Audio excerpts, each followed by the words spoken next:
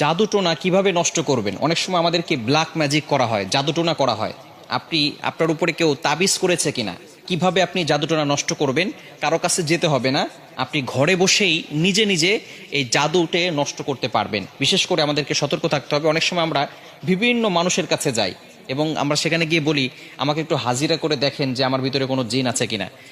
তারা তো ঠিকই, যদি জিন নাও থাকে, আপনার উপরে জিন একটা চালান করে দিবে, এরপরে আপনার কাছ থেকে বারবার এই জিনের মাধ্যমে ডিস্টার্ব করিয়ে আপনার কাছ থেকে টাকা খাবে। এজন্য আপনি কারো কাছে যাবেন না, নিজে ঘরে বসেই আপনি আপনার জাদুটোনা দূর করতে পারবেন, জাদুটাকে নষ্ট করে দিতে পারবেন।